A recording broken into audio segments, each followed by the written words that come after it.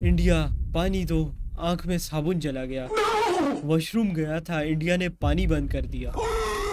पानी बंद होने की वजह से एक प्यासा इंसान मर गया।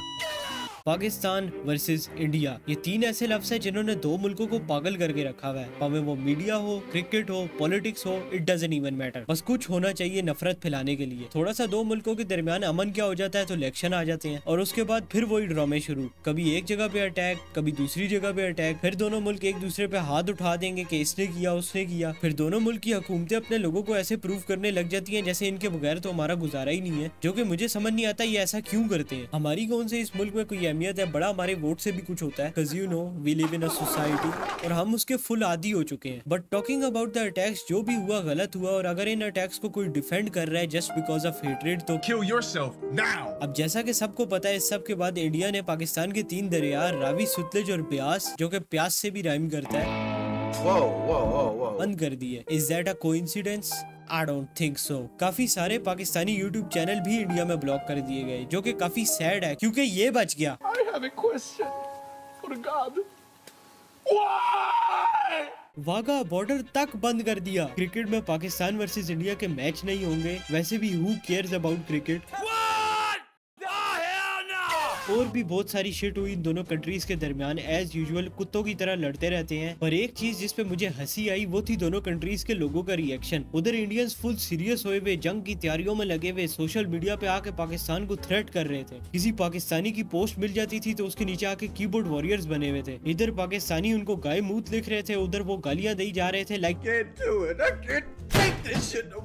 लेकिन जितने उधर इंडियन सीरियस हुए हुए थे उतने ही इधर अनसीरियस पाकिस्तानी थे। पाकिस्तानी इधर मीम्स बनाई जा रहे थे हर चीज पे, और सबसे बड़ी मीम तो अभी हमारी आर्मी डालेगी कुछ टाइम में। तो मेरे इंडियन भाइयों तैयार हो जाओ, पाकिस्तान आर्मी का नया गाना आ रहा है। और इसके बरअक्स, डैम इतनी खालिस उर्दू, इंडिया इसी अटैक पे अपनी मूवी बनाएगा जिसमें लीड रोल अक्षय कुमार का होगा, और इसकी सारी हिस्ट्री चेंज होगी क्योंकि हिस्ट्री तो चेंज करने में हम माहिर हैं। अभी कुछ टाइम पहले एक वीडियो वायरल हुई थी जो यूके में पाकिस्तान एम्बेसी के बाहर इंडियंस प्रोटेस्ट कर रहे थे, तो ऊपर एम्बेसी वाला अभिनंदन का टीज फैंटास्टिक वाला पोस्टर दिखा रहा था। आई स्वेयर टू गॉड, कुछ चीजें ऐसी हैं जो सारी जिंदगी किसी मुल्क की इज्जत खराब कर देती हैं। और वो इंडिया का ये एक do not redeem the card वाला बंदा, और दूसरा ये अभिनंदन का टीज फैंटास्टिक है। अगर मैं इंडियन होता और मैं कन्वर्सेशन जीत रहा होता और कोई मुझे आगे से do not redeem the card या टीज फैंटास्टिक बोल देता तो या तो मैं अगले को मार देता या मैं अपनी जान ले लेता। अब जरा इनको देखो, पता नहीं इनको ऐसा क्यों लग रहा है कि पाकिस्तान में वाकई पानी बंद हो गया। शायद इन्होंने हमारी मीम्स को वाकई में ही सीरियस ले लिया। और ये मिनरल वाटर कौन फ्लेक्स करता है भाई? इस वीडियो के नीचे भी पाकिस्तानी जुगते लगाई जा रहे थे। अब इस वीडियो से हमें एक चीज का तो अंदाजा हो जाता है कि पाकिस्तान जब से बना है हालात इतने खराब हैं कि अवाम फुल आदी हो चुकी है और हर चीज का मजाक बना के बैठी है। लिटरली जंग होने का चांस है, और इधर हमारे लोग मीम्स बना रहे हैं कि जंग के दिन स्कूल बैग लेके आएंगे नहीं। यार दिस शिट इज अनबिलीवेबल। और एक ये मीम भी बड़े मजे की थी, पानी खोल दो इंडिया दूध में मिलाना है। अब जितने अनसीरियस पाकिस्तानी लोग थे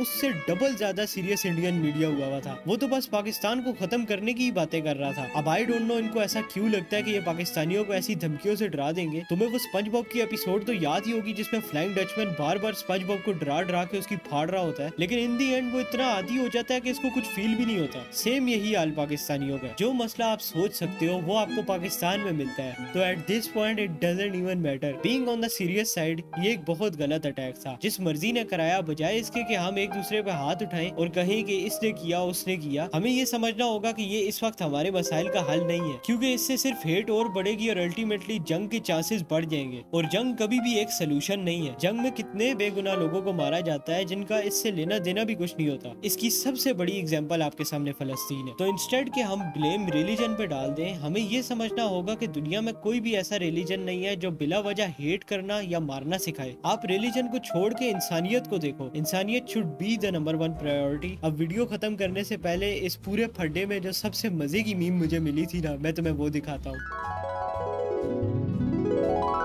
ऐ सूरज देवता, हमें पाकिस्तान से लड़ने की शक्ति दे। Okay, I'll just shut up। अब वैसे तो इस वीडियो को मैं यहाँ पे खत्म कर रहा था, लेकिन कुछ चीजें अचानक ही ऐसी हो गई कि मैंने सोचा इस वीडियो में कवर कर दूं। सबसे पहले बात करते हैं आर्मी पे। यस, आर्मी का गाना आ चुका है जैसा कि मैंने पहले कहा था। फिर बात करते हैं इन भाई साहब की जो कि अभिनंदन के पोस्टर से अपग्रेड मार के चाय पे आ गए। इंडिया के 5 जेट्स गिराए गए और काफी सारे ड्रोन्स भी गिराए गए जिन्होंने काफी शहरों में नुकसान भी किया, और अभी ये ऑन गोइंग भी है तो कुछ कह भी नहीं सकते, पर काफी सारे सिविलियंस अपनी जान खो बैठे हैं। एंड आई होप कि इससे ज्यादा कैजुअलिटीज ना आए। अब जरा तुम ये सुनो। Jaish Mohammed, banned by your country, banned by the UN and by many other nations as well. He says family members and at least 4 of his aides, he says, these are his quotes, have been killed in the Indian strikes, that it was targeting terrorist elements that were This is in your absolute fiction. It has been rebuffed. Fake news, absolute. I'm correcting your quote. If there was any truth to this lie, why did they not agree to Pakistan's offer for an impartial investigation? It is not 2001. It is not 2003. Not all Muslims are terrorists, and the world is sick and tired of the way in which this accusation is bandied about to justify aggressive actions, to justify illegal actions, to justify imperialistic actions. ये item इसीलिए बनाया, expire हो रहे हैं, छिड़काओ। Bro.